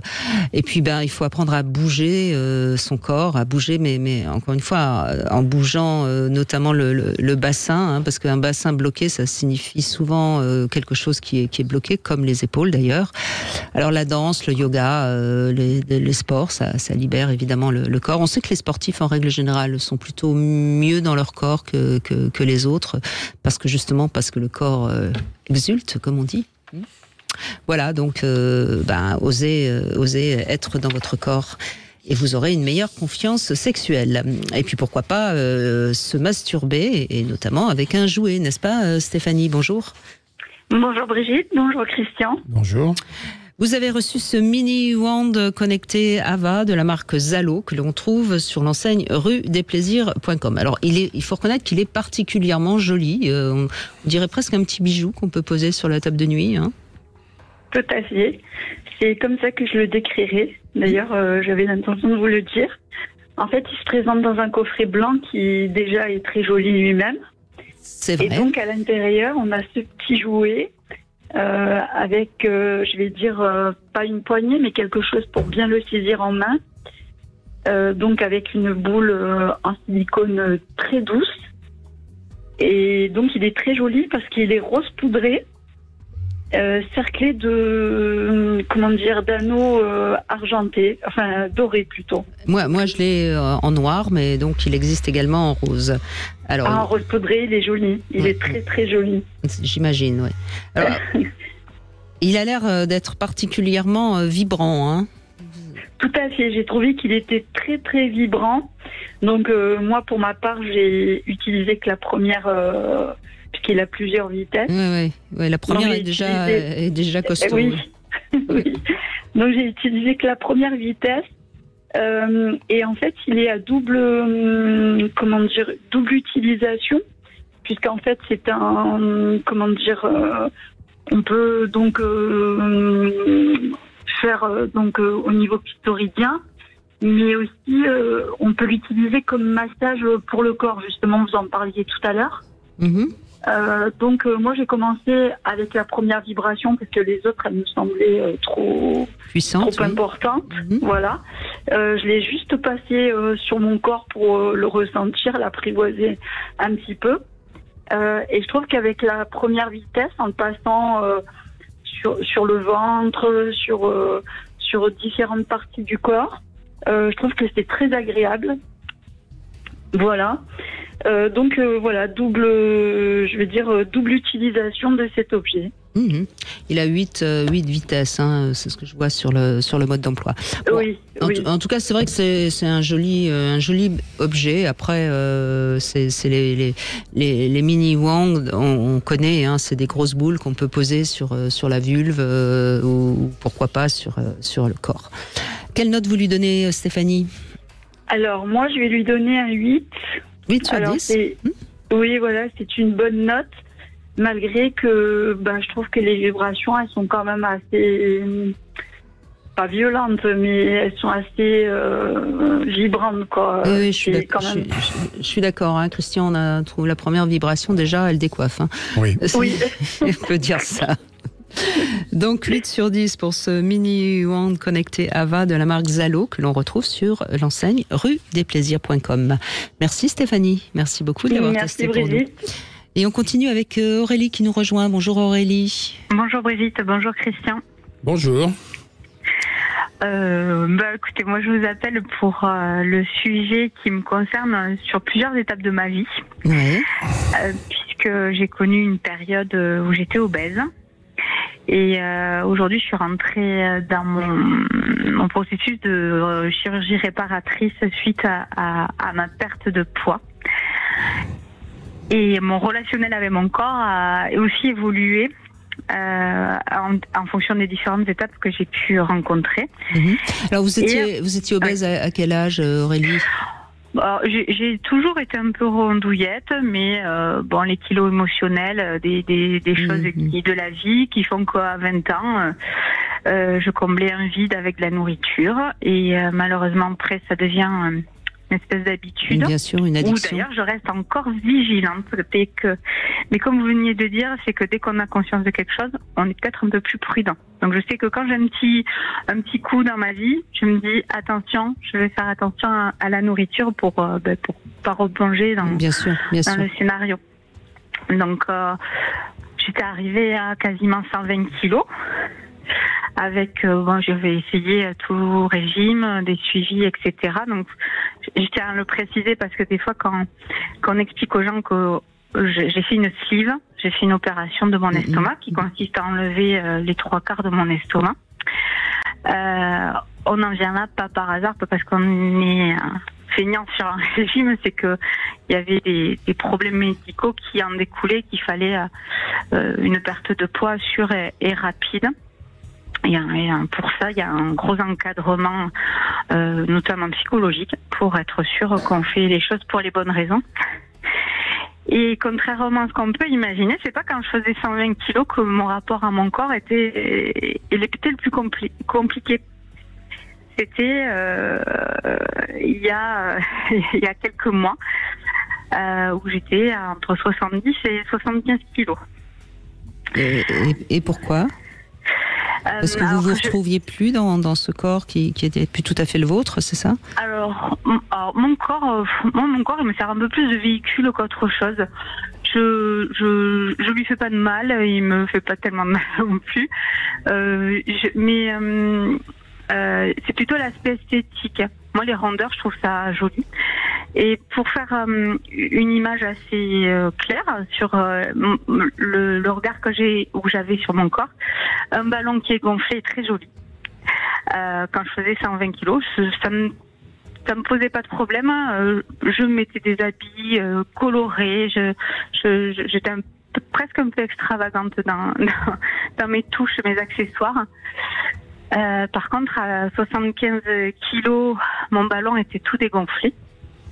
Avec, on va dire les choses clairement, la peau du ventre qui tombe sur les genoux, les seins qui arrivent plus près du nombril qu'autre chose. Donc un ballon qu'on a dégonflé, pas très joli.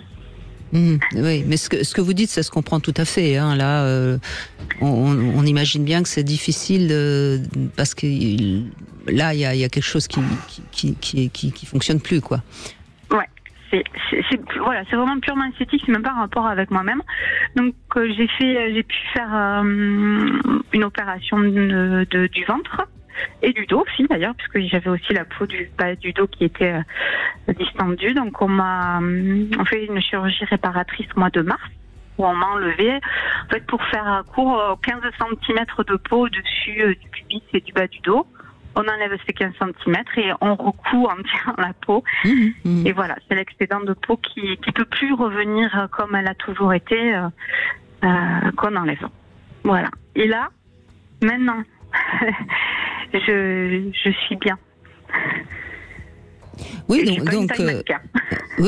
donc vous avez fait un sacré cheminement finalement, parce que vous avez réussi à pactiser avec votre corps qui quand même vous a emmené dans des chemins un peu difficiles. Hein.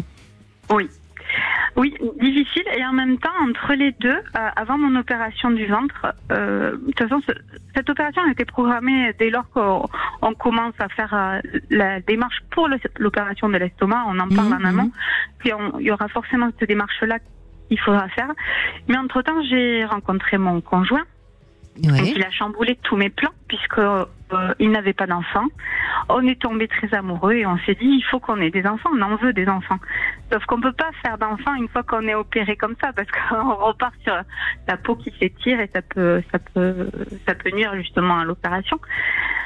Donc c'est-à-dire qu'à un moment donné, moi j'ai aussi dû faire le travail de perte de poids après les grossesses et j'ai fait aussi ce combat-là, mais tellement plus en étant amie avec mon corps, en disant on y va ensemble et on va se faire beau, quoi. Oui, mais là, votre corps vous permettait de devenir maman, et peut-être que c'est ça aussi qui vous a permis d'être amie avec votre corps. En fait, j'ai déjà été maman auparavant, ça a aussi contribué. En fait, j'ai 2 enfants d'une première réunion. D'accord. Et 2 de la seconde, et tout ça est au milieu, quoi, en fait. Et vous avez des filles ?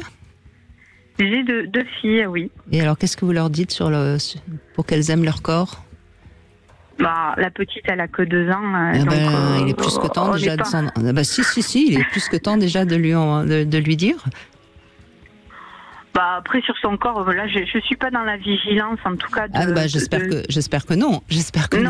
Non, mais voyez, c'est important, Aurélie, parce que vous avez visiblement traversé, comme vous l'avez dit très justement, des kilos émotionnels. Donc c'est important de dire à une petite fille que vous la trouvez jolie. Et que c'est une petite fille, et que c'est bien que ce soit une petite fille. C'est ces choses-là qu'il faut transmettre très vite. Je le dis à mes 2 filles et ma grande qui a 12 ans. Depuis tout mon parcours de mon opération, parce qu'elle était assez grande pour comprendre, que je lui ai expliqué qu'il fallait qu'elle fasse attention, parce que ce que j'étais en train de traverser, c'était pas facile et que j'avais pas envie qu'elle vive les mêmes choses, et que il faut quand même être vigilant sur ce qu'on fait, parce que ça aura des répercussions plus tard. Il faut se respecter, c'est aussi respecter son corps, évidemment. Et c'est pas toujours simple. Non. Bon, en tout cas, merci Aurélie de ce témoignage. On voit bien, Christian Jamin, à quel point, oui, les femmes et les kilos, c'est aussi une grande aventure. Oui, ça mériterait une émission à part entière. Part entière, parce que on est un peu loin de notre sujet, mais on n'est pas du tout loin de la désespérance des femmes. Oui, c'est vraiment important. Merci de ce témoignage, Aurélie. Merci et bravo. Merci. On va faire une petite pause. On se retrouve dans un instant. Vous voulez parler à Brigitte Lahaie? 0826 300 300. 16h, Brigitte Lahaie, Sud Radio. Christian Jamin qui est avec nous, gynécologue, endocrinologue. On a eu beaucoup de témoignages, évidemment, et il y en a beaucoup certainement qui nous écoutent et qui, elles aussi, ne sont pas à l'aise à cause de peut-être trop de kilos ou je ne sais quoi. Flora, bonjour. Oui, bonjour Flora, bonjour Brigitte. C'est pas grave. Bonjour Christian. Bonjour Flora. Désolée. Oui, moi non, j'ai pas. Alors, ce que je t'ai expliqué, c'est que quand j'étais jeune, oui, j'étais complexée parce que j'avais du ventre. Voilà, j'ai toujours eu un petit peu de ventre et puis en fait aujourd'hui, ce qui est assez normal, à part les femmes très androgynes ou alors un peu anorexiques, les femmes ont un peu de ventre quand elles sont jeunes, enfin un petit peu. Moi, ça me complexait en fait. Du coup, là, j'ai pris de l'âge, donc j'ai 57 ans et puis aujourd'hui, j'en ai pratiquement plus. Donc je suis assez mince, je fais 1m63 pour 55 kilos à peu près, 54-55, et je me plais plus aujourd'hui qu'avant. Oui, ça c'est quand même quelque chose qu'on a entendu tout au long de l'émission, et je crois qu'en règle générale, oui, la femme apprend à aimer son corps, Christian Jamin, au fil du temps. Oui, et puis c'est un cercle vertueux, si je puis dire. C'est-à-dire qu'à partir du moment où on commence à s'aimer, on fait tout ce qu'il faut pour que ça s'améliore encore. Et donc, alors qu'à l'inverse, quand on ne s'aime pas, on se punit. Ah, ok, oui, ça fait partie du fait de s'apprécier ou pas, alors, davantage. Voilà. Ok. Mais moi, je me trouve mieux faite aujourd'hui qu'avant. C'est ça qui est... Alors que mon visage non, parce que j'ai des rides et que j'aime pas ça. Mais au niveau du corps... c'est un peu normal, Flora. Ouais, mais oui, je sais bien. Mais je ne m'aime pas. Le visage, je ne l'aime pas. Ça me pose un problème. Vous savez ce que disait Guy Bedos, j'ai rien trouvé de mieux pour pas mourir que de vieillir. Oui. Alors, si on veut garder le visage d'une jeune femme, il faut partir tôt. Ce serait triste quand même, non ? Oui, tout à fait. Mais c'est vrai que quand je vois toutes ces rides sur ma bouche, là, le contour de ma bouche, que je peux pas mettre de rouge à lèvres. Vous avez fait trop de fellations, c'est pour ça. Qu'est-ce que vous voulez ? Ben non, ça aurait dit. Oui, peut-être ça l'a étiré. Ouais, je sais pas. Mais bon, voilà, j'ai un problème avec ça. Mais après, mon corps, non. Mon corps, je me trouve gaulé, on va dire, entre guillemets. Voilà. Pour mon âge. Oui. Mais vous voyez, c'est terrible parce que finalement, vous avez transposer votre complexe du ventre sur le visage. Et puis, si demain vous n'avez plus de rides, vous trouverez bien autre chose pour avoir un petit complexe. Sûrement.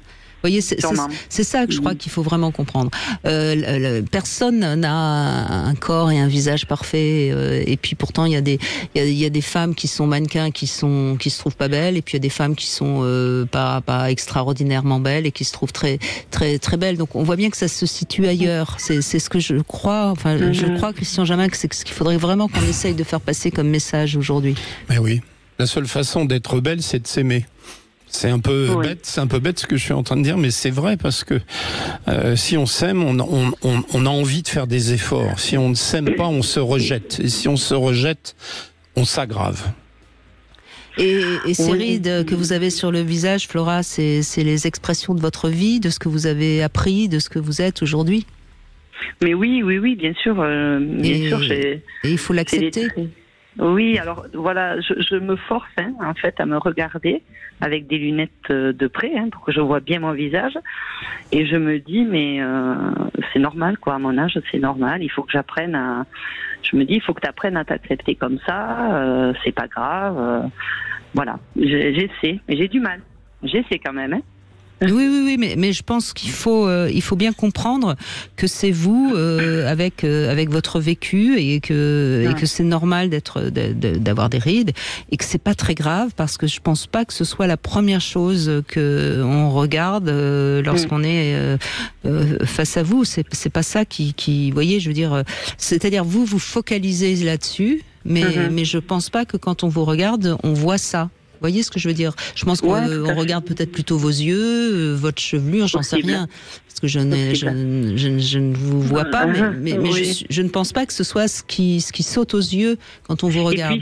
Voyez, c'est ce qu'on dégage aussi, parce que je me dis beaucoup, quand on me voit pour la première fois, apparemment je dégage, je serai solaire, je dégage une énergie. Voilà, c'est ce qu'on me dit. Donc je pense que les gens ne voient pas mon visage, voient plus que ce que je dégage.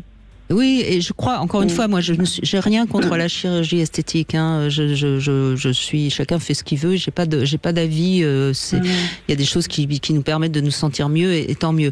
Mais quand on regarde certaines femmes, je ne citerai pas de nom, célèbres, qui ont fait des choses terribles et qui sont franchement, elles ont certes pu une ride, mais elles ont un visage digne de cire. Vous êtes d'accord, c'est pire. Donc il faut faire le choix d'accepter les choses et puis voilà.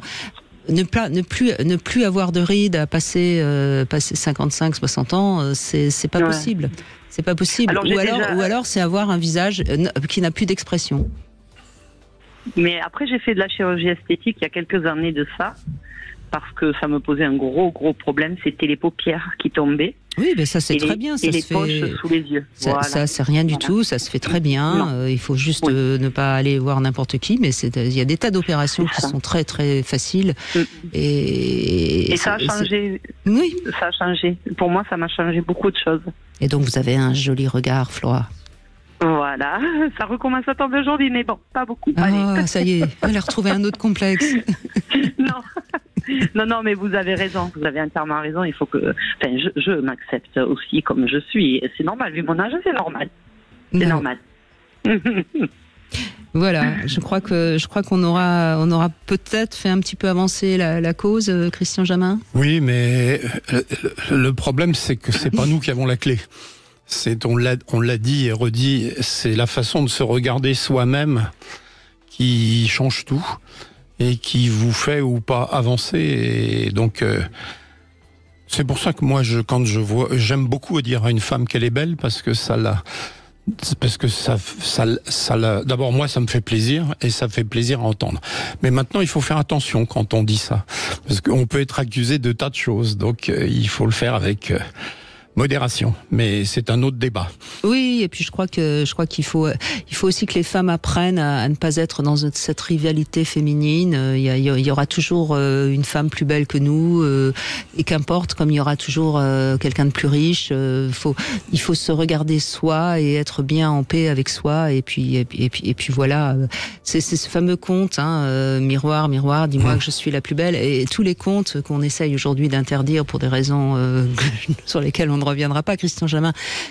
C'est la réalité de la nature humaine et de temps en temps c'est bien justement de se replonger sur ce conte qui dit bien toute la rivalité de la beauté féminine qui n'a aucune raison d'être. Vous êtes toutes très belles et vous êtes toutes très désirables. Voilà, c'est peut-être ce qu'on peut leur dire à toutes ces femmes qui nous écoutent. Eh bien, en tout cas, on le pense souvent. Et je suis sûre que tous les hommes sont d'accord. Merci beaucoup Christian Jamin, merci à toutes d'avoir témoigné. On n'a pas eu d'hommes, mais c'est un petit peu normal. Demain, on sera avec Robert Zuili, on va évoquer nos émotions et on va surtout vous aider à les reconnaître, vos émotions. Qu'est-ce que nous dit la peur, la colère, la tristesse et la joie, et comment on aide nos enfants à mieux décoder leurs émotions, parce que ça commence là généralement. C'est parce qu'on n'a pas su en tant qu'enfant être compris dans nos émotions qu'on a du mal par la suite. Et tout de suite, vous retrouvez Alexandre Dolovan. C'est Jean-Jacques Bourdin. Je vous souhaite une très bonne année avec Sud Radio. Bonne année avec Sud Radio. Sud Radio. Parlons vrai.